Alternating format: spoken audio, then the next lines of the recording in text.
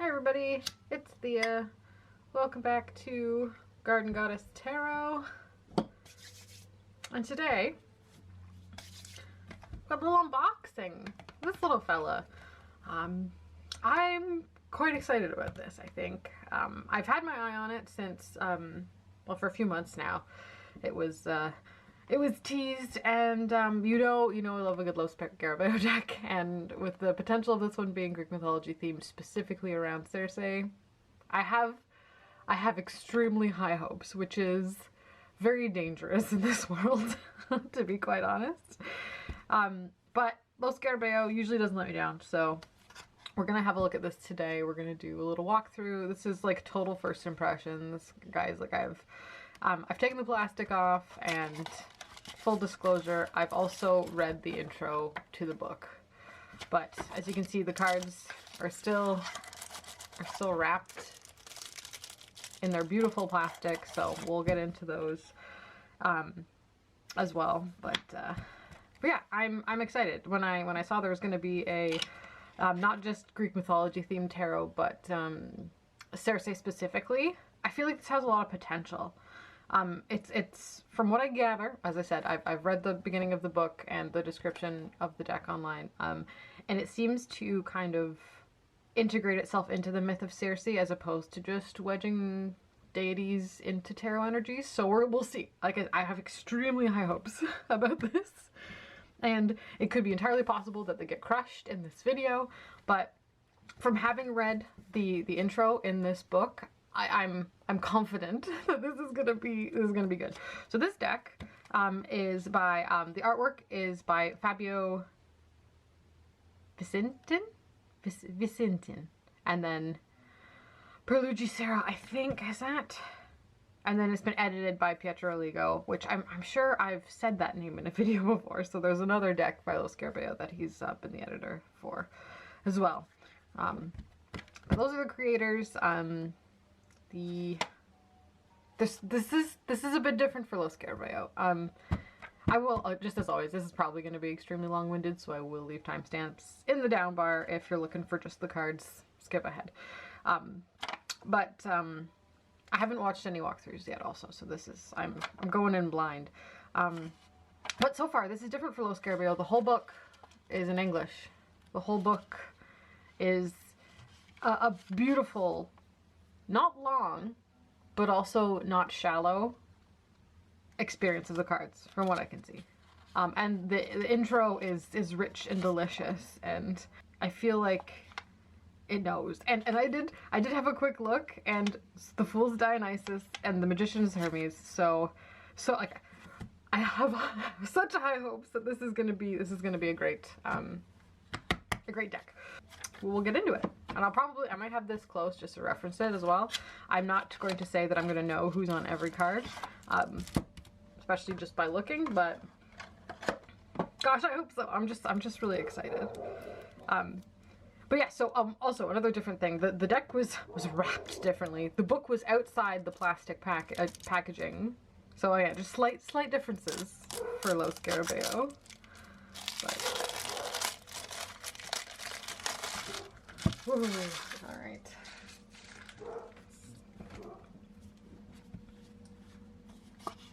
Oh, the cards are different. Interesting.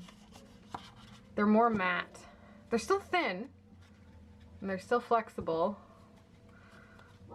There's our, what do the backs look like? Ooh, oh, okay, I love the backs. Oh, I love those with my whole ass. Yes, okay, those are beautiful. But yeah, okay, the cardstock is matter. Oh, it feels different. It's fine. Where's it? Hold on. I need another Los Scarabeo deck. Let's grab Rackham. He's close. Are they lighter? I feel like they're lighter. I guess they just have a different coating on them. Maybe they're waxier? I don't know. They feel different. Oh, maybe not. Maybe I'm just insane. I don't know. They feel different. I can't say how, but they do. We'll give it a shuffle later on, and we'll see how how much of a deal that actually is. But the back's gorgeous, stunning, love. Into it. Okay, here we go. Whew. Here's our Fool. Actually, here, let's get in here. Let's see. So here's our Dionysus as the Fool. So we do have the dog too. It's very interesting. The art style is unique. It's graphic and textured. Yeah, there's so much in here. It's so beautiful. Okay. There's my boy. Excellent. It's so good. Yeah. Pentacle, cup, wand, and then there's some swords down there. Okay, just because I'm gonna read his one because I just wanna see what the little white book. Here, I will hold. You can also read. Pause if you don't want to hear me talk. But Hermes, the messenger god, protector of travelers. The magician embodies the idea of journey understood as a material path or spiritual endeavor. It is no coincidence that he holds the caduceus in his hands, the sacred staff with 2 coiled snakes. The Greek word for caduceus has the meaning of herald, messenger. What card could be more appropriate in the initiatory path of the tarot than the representation of Hermes? He combines mastery and ancient art. He is the messenger and the intermediary in the dialogue between gods and humans. Yes! Embodying the idea of a bridge that stretches between the immaterial and the everyday. Between the sacred and the profane, charismatic and powerful, he takes on different guises. He appears to Ulysses, also Odysseus, they're interchangeable, to suggest the best strategy, the way forward in order to counter Circe's power. Okay. All right, already this is amazing. So it's not like it's chronologically telling the story of Circe's, and what's great is Hermes is Mercury, which is the astrological association of the Magician card, and Dionysus is often represented on the Fool. So it has, so far, with 2 cards in, I can already tell this deck has a appreciation for the structure of tarot. This is amazing. Here's the Fool if you wanted to read about Dionysus. We'll also say in the book they've got Dionysus's mother being Persephone. This is just a case of myths colliding. Dionysus's mom is Semele for me, always will be. So, yeah. As I say all the time, when it comes to Greek mythology, take certain accuracies with take certain accuracies with a grain of salt. And if you have your own personal associations of how you feel the way things go, then that is just as correct. And it doesn't mean that this isn't right. It just means that it's a different version of the myth and the story and the way it's worked in here. So anyway, that's fantastic. Okay, let's get to going. Here's our High Priestess, Cassandra, daughter of Priam, king of Troy, and Hecuba, his spouse and queen. She had the gift of foresight. She sees the beyond and has oracular abilities, which at times cause her to be disliked by the petitioners. And there's an occult tie-in there. We've got our 2 pillars, both black and white, so they're there. Again, a deep respect for the tarot is still present. I love it. So she's there at the temple to the great deity. Her triple moon crown is also present, so good. Alrighty. Who's our Empress? Demeter! Excellent. Lady of Earth. Much better than my hypotheticals. This isn't gonna be good. I'm like reading the book. I want to read the whole book. I'm tempted. I want to get in. I've got time. We don't have to do it right now. This is a walkthrough. My goodness. Next one. Oh, look who is our Emperor. Interesting. Okeanos. Last of the Great Titans. So we've got Titans in here as well. Fun. Amazing. Yep. His parents were Ouranos and Gaia. Another early Titan. Anyway, yes. Oh, wonderful. So good. Okay. Hierophant is Chiron. Yes, Chiron. Chiron, of course. Perfect. Love that. Lovers are Eros and Psyche, or Cupid and Psyche. Yes, okay, so this is, we're going good. This is amazing. Wow, okay. Love that. Perfect. Oh, that beautiful card, too. Who's our Chariot? This is... Okay. Ooh, interesting. Interesting. Okay, so Hades is our Chariot. Because Hades is equivalent to Pluto. And Pluto, astrological association, is a different card. But I don't mind. I don't hate this. Anyway, I'll have to sit with. I'll have to spend some time with that one. But I don't. As I said, I don't hate it, but don't dislike. Strength is the Neiman Lion. Beautiful. And that's the box card, which is also my birth card. So we're getting brownie points with me for this one. And that's actually Hera, I think. Yeah. Yeah, this is Hera with the Neiman Lion. Beautiful. So yeah, and I would have thought that was Circe on the box because it's the Circe tarot with the lion, and she's been known to she has lions, but in this one it's Hera. Wow. I'm gonna go on a bit of a tangent here as well. Hercules is usually seen with the Neiman Lion in a lot of tarot decks as well. So this is definitely, it's not just going with the most obvious option, which is very interesting. It's mentioned, he's mentioned in the book, in regards to the myth of the Neiman Lion here. But it depicted specifically in the card as Hera. Very interesting. Oh, okay, cool. Ooh, who's our hermit? Kronos. Father Time. I like that. That works for me. Yeah, the wisdom arising from the conjunction of his divine parents, who are the sky and the earth. Sage sea. Mystery.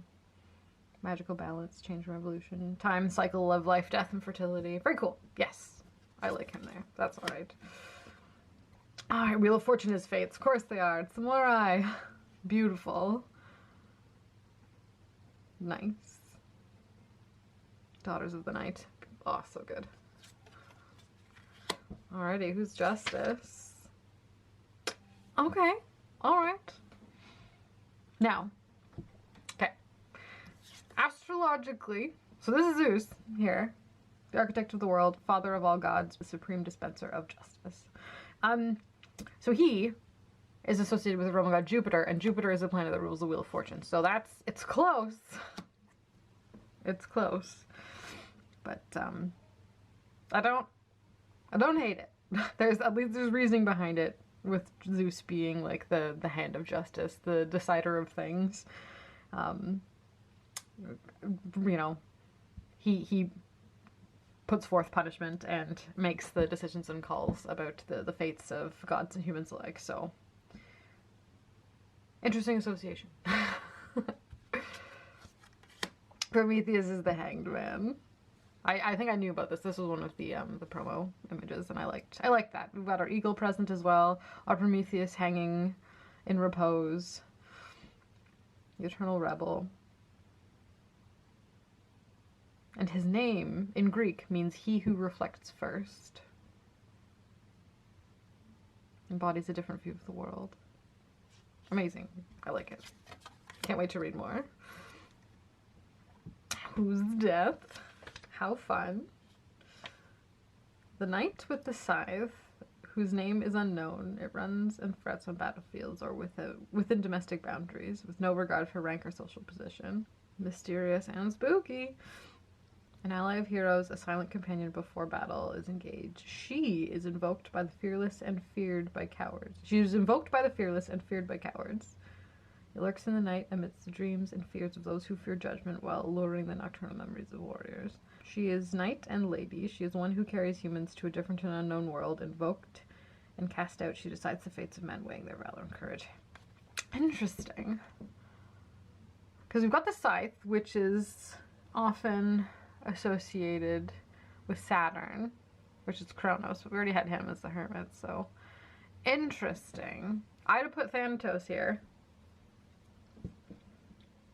but interesting, mysterious female dark knight, whom I'm not familiar with, so I'll have to do some digging.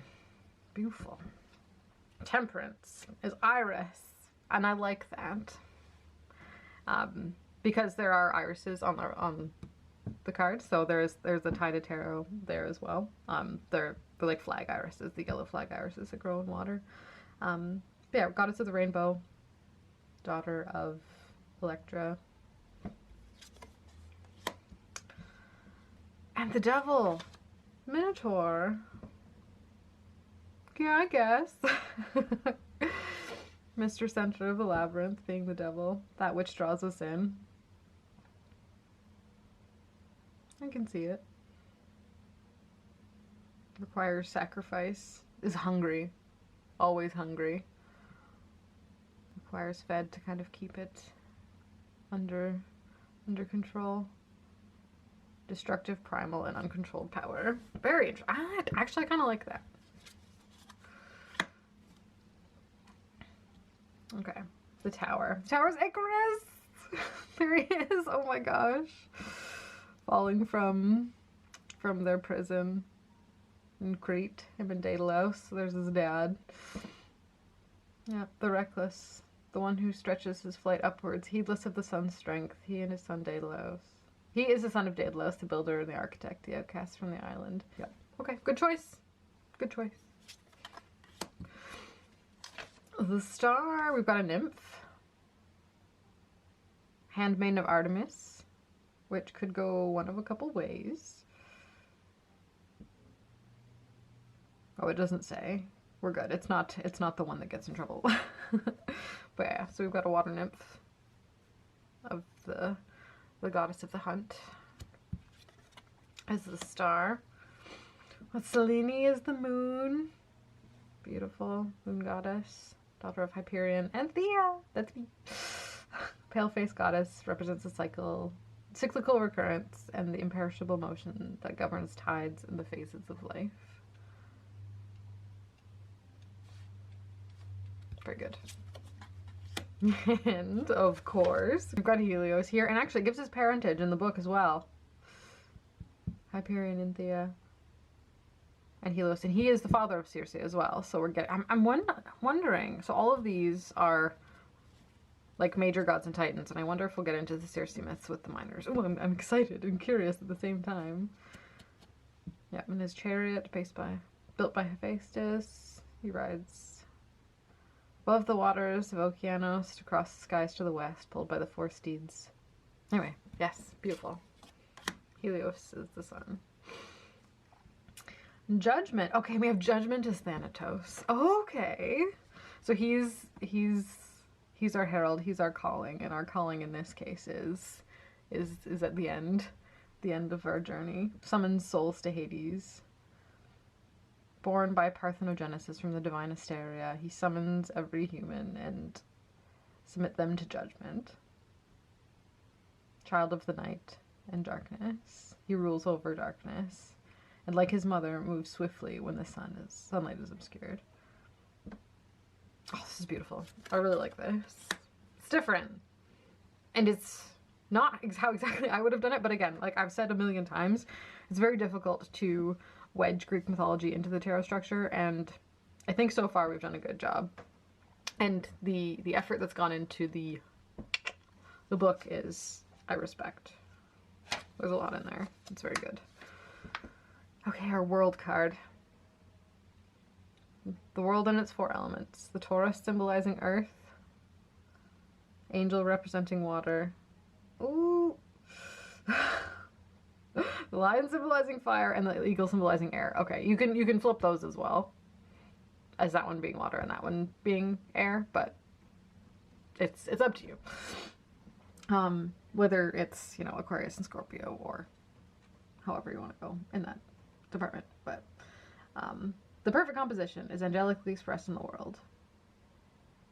Earth, air, fire, and water have alchemical properties, and the world is the crucible in which everything is born, develops, and ends, and then continues along other higher paths. It is a cradle where every living being has the opportunity to take their own path.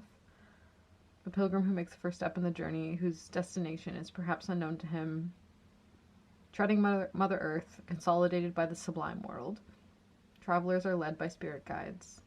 The Taurus, the power needed to tackle the long journey. The angel, who is bestowing the sacred liquid, quenches the burning thirst. The lion, whose fire warms travelers in the coldness and darkness of the night. Lastly, the eagle, majestic, queen of heaven.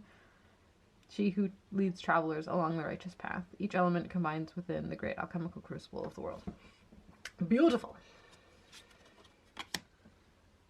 All right, here we go. Minor time. I won't spend as much time on the minors. We'll just whip through them just to get a rough idea of what's going on. So here we have our first mention of Circe, other than lineage and parentage from the divine energies of the major arcana. Circe as well is born of gods. She's a goddess, so she does carry within her that great deity like power. And I guess for context, she's a sorceress.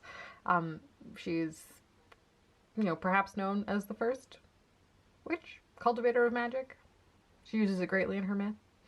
Her brother also had occult powers, but she's mostly known for it. And her daughter is Hecate in versions of the myth as well.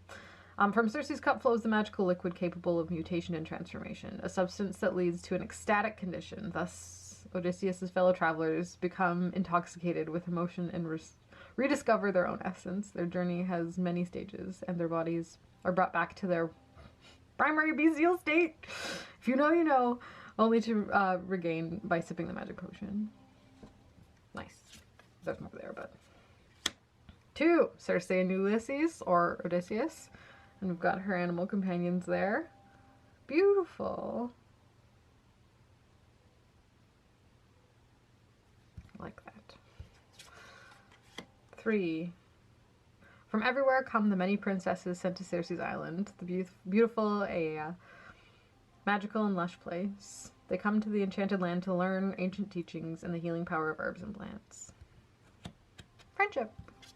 Nice. 4 of Cups is Paris. Young shepherd who will be called as a judge by the goddesses. Oh yes, sir, you are about to have a bad time. He lies sleeping under a great oak with thick foliage, whose slow movement echoes Zeus's voice. Oh, I love that. Ooh, ooh. Sacred tree under which he finally finds rest. During his long restful sleep, omens and prophecies appear to the young man's mind that he will reveal to the goddesses. Oh, I can't wait to use this in like readings. These, not only are these like descriptions in the book really quite good, I feel like they're going to be quite useful in like a divinatory sense as well. Odysseus's dad is the 5 of Cups. As he gazes to the sea, feeling its immensity and power, he encapsulates the legacy of his ancestors and the constant expectation for his return. So like those who have been left behind. Very interesting context there, like that. 6 of Cups. Hymenaeus, god of marriage and fertility, protector of marital unions, is the son of Dionysus and Aphrodite. I love that. Dionysus and Aphrodite. Their child is marriage. Beautiful. And his bride is unknown. Interesting card.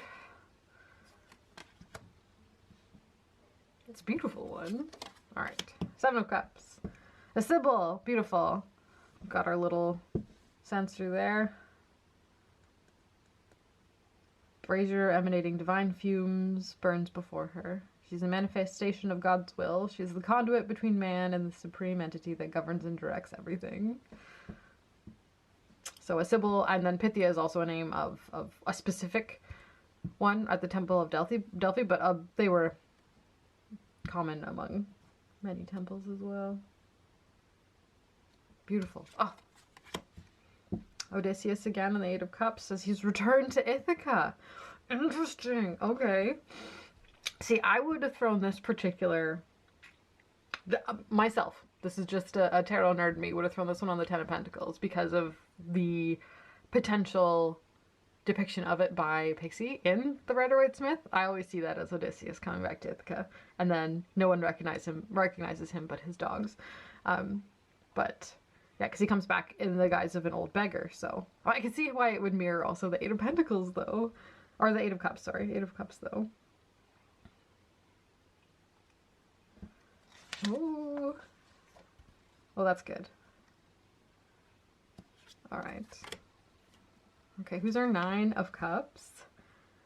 Aeolus, god of the winds, is seated in the royal throne. Opulent as the storms, he has a power to unleash. He proudly shows off his hair, stirred by the agitated winds he dominates. Observes the waves and tides that run free on the surfaces of the waters. Which is the air element. I don't know if this one's super good for me. Because the ruler of the winds is the Nine of Cups. Elementally doesn't jive ideally, but because he oversees the waves and the tides, it kind of goes with water. Like a wild steed galloping over the liquid element, it says in the book. Watches the sailors who take their goods to distant lands and destinations. Keywords fulfillment. I don't know about that one. Don't know how much I love that one. Keeping in mind, this is all just my personal opinion. She says, like 20 minutes in. You guys know how it is. I'm just going, this is me going through it for the first time. If you want a quick flip through, this is not the place for it. Ten of Cups. Princess of the land and the end of the known world. She is the woman who finally fulfills her desire to live in a happy environment, free of all human hatred. In the far-off lands, off the beaten track that every living being has traveled, lies a happy hermitage where she finds her family and loved ones. Interesting as well. Got an Ariad here is the Page of Cups, nymph of the marine kingdom.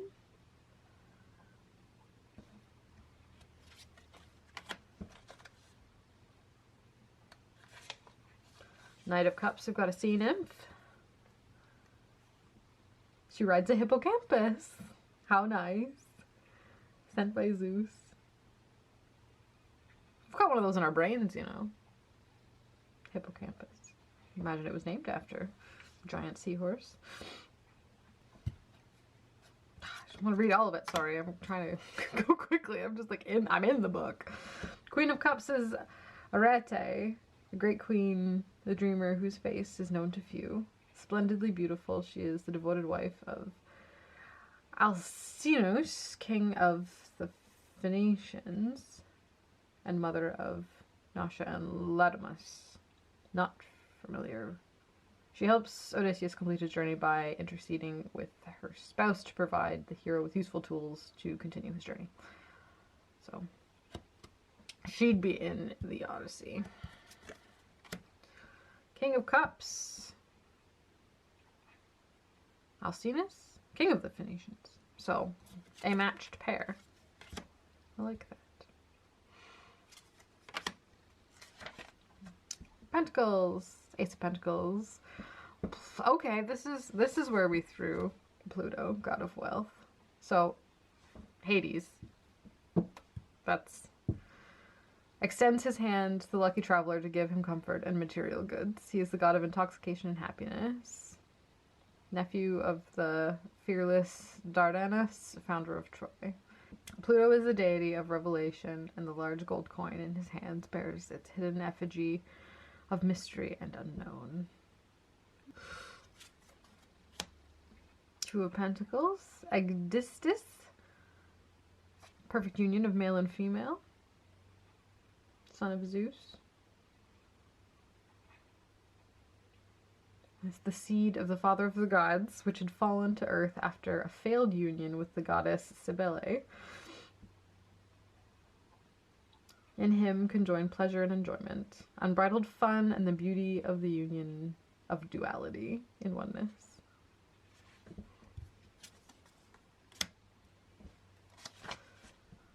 Three of Pents, we've got Circe and Odysseus again. Proudly watch the progress of their young son under the pediment of the temple of the Isle of Theia. Telegonus. And there's our pentacles up there.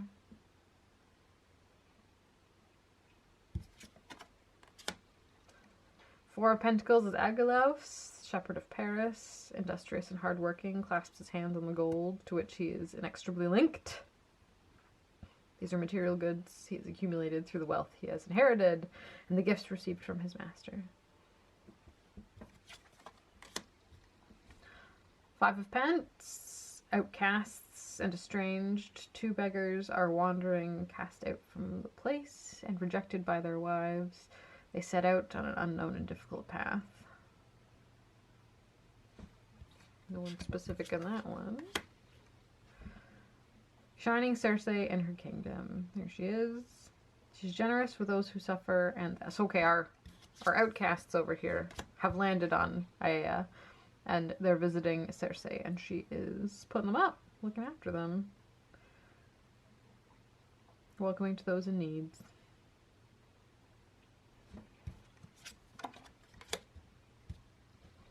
Seven of Pentacles is Telemachus, at work in Circe's fields. The only son of Odysseus and Penelope, which was his wife back home. And he makes his way to the island to visit Circe.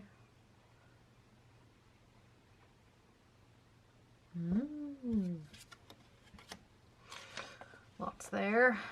8 of Pentacles, Hephaestus. Expected to kind of see him there. Son of Hera. Creates and tempers the mighty weapons of the gods. Forges each instrument with skill and mastery.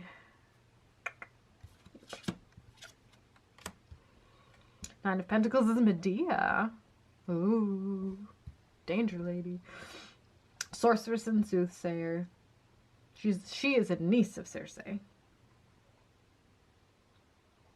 Amassed imposing riches through her talents and shrewdness. She does bad things to her children. 10 of Pentacles. Okay, so instead of Odysseus coming back to Ithaca here, we actually have Homer, which is, I don't mind that. Sings and composes verse while playing the mystical lyre. Although his eyes cannot see, he sees everything that is hidden to humans. He recites ancient stories where everything is repeated in endless cycles. He narrates of families and their generations in the circle of life, where everything needs to return to the beginning. So it's a nice little wrap-up bow at the end of things with 10 of Pentacles there. Page of Pentacles is Idas, son of Pharos and Mycenae. He dedicated to the study of many disciplines, skilled organization and planning. Of royal lineage, he exercises command with willful determination. Knight of Pentacles, Atalanta, virgin warrior, one who participated in the Argos expedition, suckled and raised by a bear in Mount Pelion.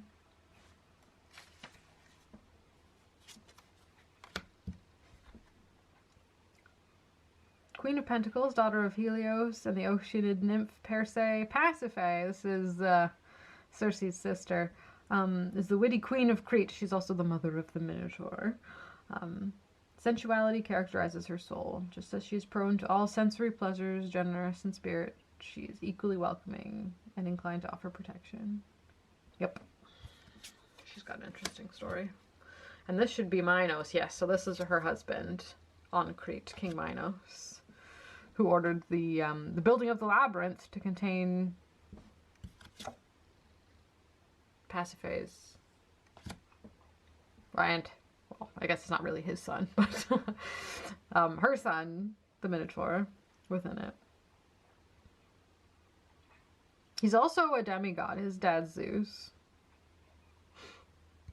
So. Alrighty, we're on to the Ace of Wands.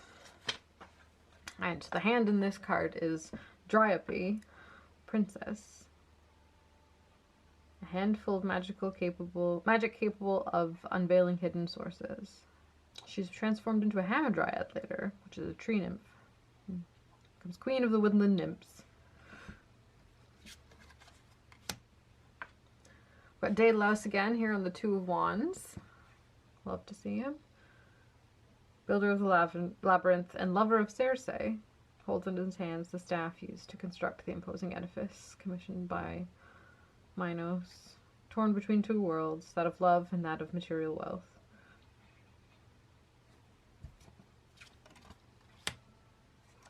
Who's our 3? Naiad, daughter of the river god Aegeus. Melite. She climbs to the top of a hill to collect the sacred timber that she will give to the daring men about to set sail in ships towards distant lands of trade. That one's a bit of a stretch. But okay. 4 of Wands. Okay, so we seem to have a harvest festival celebrated by 2 young dancers. They raised a tree temple at the outskirts of the city adorned with freshly gathered foliage. Grapes, symbol of prosperity. Kind of just an abundance and happiness card in general. No one specific on that one, which is fine. It's interesting. Like, some are specifically, like, specific scenarios where some cards are just like a general atmospheric card, which I like. Interesting that it's a mix of both, though. 5 of Wands. So this one's a bit different in style than the other ones. 5 wrestlers are entangled in a frenzied and wild dance. Wrestling was quite a popular sport. They usually oiled him up and let him have it. They simulate fighting with what was one of the oldest weapons of humankind.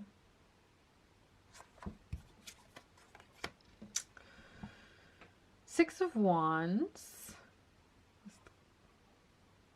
King of Knossos, which I guess is Minos again, making his entrance to his city.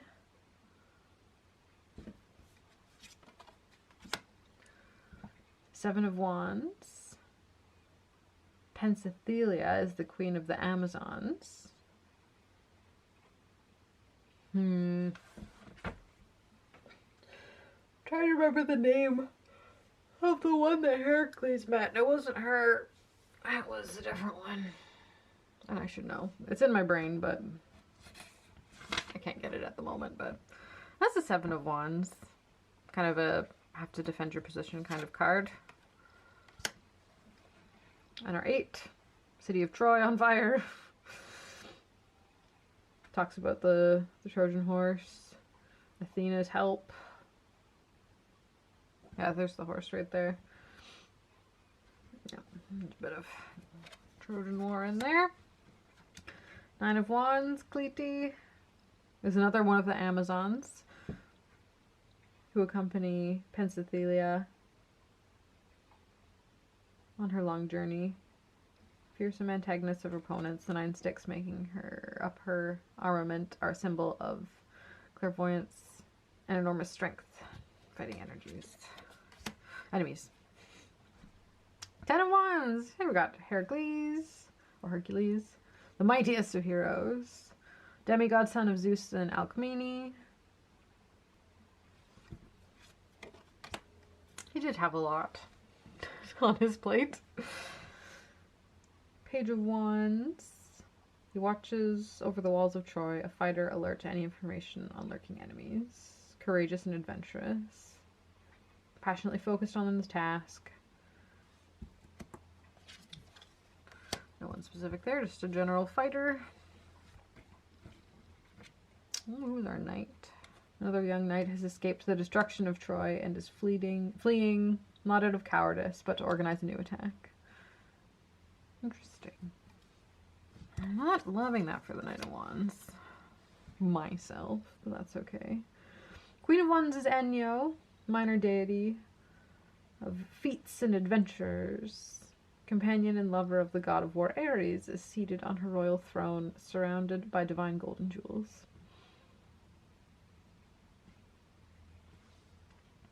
I like that she was a lover of Ares, and this is an Ares card. That makes me happy. The Queen of Wands' astrological association is Aries. This one's Sag. And this one's Leo. Who's the King of Wands? Priam, King of Troy. Ruler of the city, besieged by countless enemies. He embodies strength of mind and self-respect. A ruler of authentic character, forged in the body, and of blissful health. The different sides of the Trojan War happening. Swords. Mind and rationality. We're getting there, guys. This is This is the time. Okay, so we got Circe holding a sword here. So here she is again. A Hephaestus forged sword tightly in her hands. Sorceress and queen, she vigorously holds a symbol of her power.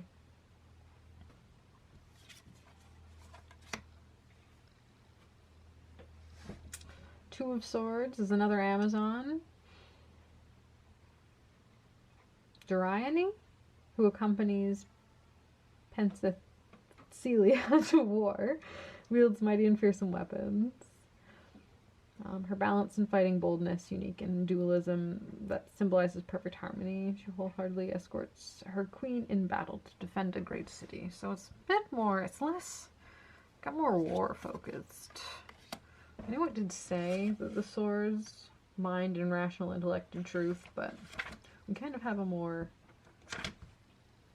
active sword suit from what it feels like so far. The Three of Swords is Dido, founder and first queen of Carthage, is on her knees, devastated and embittered by the abandonment of Aeneas, her beloved and adored companion. She resolutely wields the swords given to her by a warrior, taken away by fate. Broken heart. She's not happy about it. That'll be kind of an intense one to get in a reading. Ooh. Not too often that third sword is pointed in that direction. Four of Swords. Here's Achilles, taking a nap in his tent, exhausted after the battle. He locked himself in necessary isolation to fully understand his own soul. Only seclusion and introspection will help him choose his next steps. Don't mind that. Five of Swords, Neoptolemus, young warrior, son of Achilles, and the princess Theia prepares for battle, wields weapons that will bring ruin and failure, be instruments of humiliation for the enemies. Very Five of Swords. Six of Swords. Messenger's boat is sailing fast through Scamander's waters. The emissary's journey is carried out in utter secrecy. I like that they're messengers because it is a Mercury card, which is Hermes as well, so that messenger aspect being present is nice. Seven of Swords is Hestia. Oh, I don't know about that one. No one wants to be the Seven of Swords, so let's see what it says. Ambitious, bold, and glorious goddess with a tenacious will.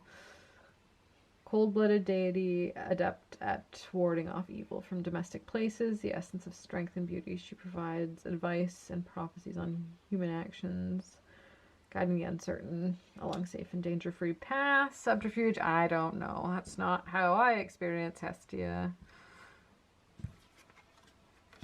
But that's okay. Let's see, Eight of Swords. Andromeda is the Eight of Swords. Actually, I kind of like that one. She works there. She's saved by Perseus from, there's a serpent that tries to eat her. She gets put out as sacrifice. And then he comes and he's wearing Hermes' little winged shoes and saves her. Nine of Swords here. Briseis, slave girl, mourns the death of Achilles, shrouded in despair and mourning. The young maid is aware of the hypocrisy of the people around her. Pines in grief for her lost Achilles. Again, is this Nine of Swords? Is this like a Five of Cups? They're just not super in love with that one, but that's okay. Just me. Patroclus is the Ten of Swords. Of course he is. Poor Patroclus. Wearing Achilles' arms, is killed by the Trojans and is undoing of a love and brotherhood in arms that comes from afar. Sees only desolation and despair in his last flashes of life. Observes the mutilation of body and spirit. Heartbreaking endings. Page of Swords is Achilles again, the indomitable and brave hero of 1,000 battles. He observes events and clashes with boldness and indignation.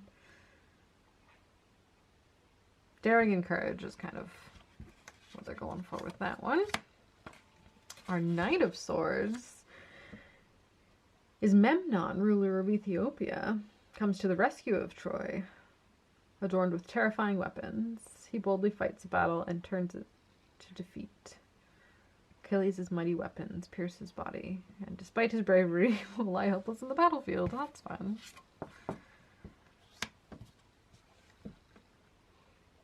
Clytemnestra is our Queen of Swords. I kind of like her. There.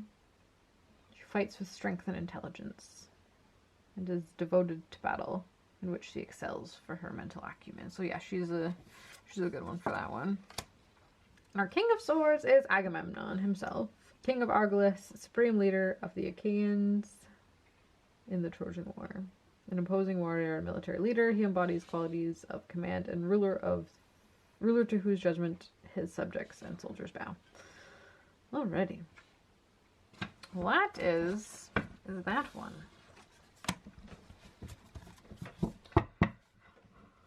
What was that? That was an adventure. That was a whole thing.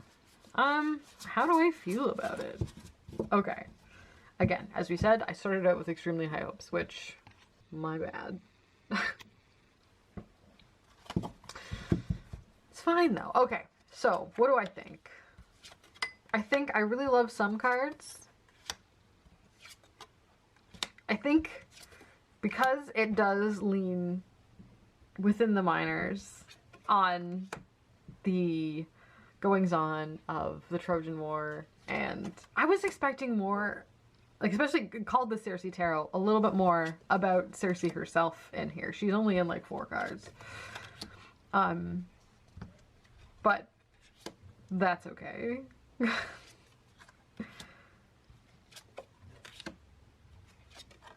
Let me give her a shuffle. Pull some cards and see what I think.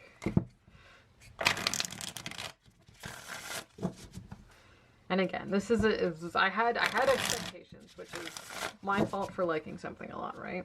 And it's not bad. I love the art style. I love the description and detail in this little book is fantastic and great, and highly recommend it. Let's see, after having just gone through it card by card, let's just see how it shows up in a reading, because ultimately it's not a book on Greek mythology, it's tarot deck. And I would like to read with it. Oh, it feels it's paperier. The cardstock is different. It's not the same. Actually, hold on. I'm not ready. Not ready for you yet. I'm gonna do my interview spread with you and see how things go.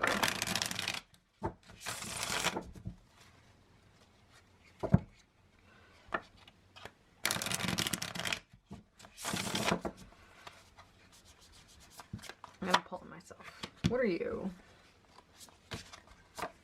Who is me? How will we work together? Let's see. How does this puppy read? Just on its own. It is the Eight of Pentacles. It is Hephaestus. It is crafting a very specific tool. Gotcha. Who am I? I'm the King of Cups. How's my memory? Not good. Who was the King of Cups? Alcinous, king of the Phoenicians and descendant of Poseidon, husband of the faithful Arete, observes the rich, prosperous kingdom of his throne. A sublime intelligence, the ruler is devoted to the arts and sciences and is renowned among peoples for his impartiality and ability to settle disputes and controversies. In his garden, fruits ripen in every season. Why, thank you. That's a nice little touch. I like the synchronicity there. However, my fruits do not ripen in every season. Right now it's pretty desolate out there. Creative and sincere, he sips from the royal cup. The sweet nectar exudes from divine grapes. Keyword protector. Okay. And how will we work together? It's like those words sneaking away to deliver a message. Sailing fast through Scamander's waters, the emissary's journey is carried out in utter secrecy. The travelers are aware of the task to which they have been called, protagonists of an important expedition. I like that it thinks I'm the protagonist in my story. That's fun. This is going to be an interesting one to work with. I think specifically, I'm going to have... Am I going to have a hard time reading for it? Like with it, like a normal tarot? Like an RWS clone? Because like, just looking at it on the surface, yeah, that's the Six of Swords. King of Cups, Eight of Pentacles. It's not too hard to... Like, that's the Five of Swords. That's the Four of Wands. Yeah, like it's pretty easy. It does mirror the RWS pretty good. I actually quite like that Devil card.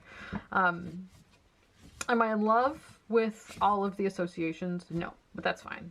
I'm never going to be. I think that's just something I need to get used to unless I make my own Greek mythology tarot deck. I don't think I'm ever going to be super in love with the associations of the cards, because I have my own very specific and very personal and internal experience of the landscape of Greek mythology to me, and I cannot expect it to come through elsewhere in a perfect way. The majors of this do a quite good job, actually. I do like that aspect of it, and I don't spend a lot of time personally working with the events in the Odyssey and the Iliad myself. I tend to stick to the world of the gods and not so much how they interact with humans, because it's just not where I find the most comfort. My life story doesn't particularly mirror the struggles of epic heroes just yet. Who knows? There's lots of life left for me to live, you know? I'm gonna keep pulling some cards while I chat, but I think can be used as a tarot deck. Like, that's Thanatos, but like, it is just also Judgment in a pure tarot context. So I think I will actually, the more I look at it, I can read this just fine as just an RWS clone. I think. With like a Greek artistic flair. Without needing the associations that were intended. And occasionally, if I remember them and they come up and they're important in the context of a reading, then sure. But I think when I look at this, I'm going to see the Six of Wands and I'm not going to see Minos, you know? I'm not going to necessarily see Achilles first. I'm going to see the Page of Swords. I think as I've read through most of the book here with you, as using it, I'm going to see tarot first and the story second, which I think is fine, because then when cards like this come up, I'm just like, it's the Seven of Swords. I'll try not to remember too much that they did Hestia dirty. Anybody else have an opinion on that one? Let me know. How do you feel about Hestia being the Seven of Swords? Anywho, husband just got in, so I gotta wrap this up real quick. I think I'm gonna say I like it. It's not the most perfect and wonderful thing ever for me, but it's cool. It looks moody. I think I'll have to use it for a bit before I give like a proper review, but just as first impressions go, it's I don't know, I'm just getting to know it. So yeah, that's that one. So that is the Circe Tarot, which again, I will say doesn't actually contain that much of Circe's specific myth, but I think it might also be playing on the popularity of that book that came out a few years ago that everybody was super into, so. Anywho, I know nothing. That's just speculation, but anywho, thanks so much for being here. I really appreciate it. And I'll see you all in my next video.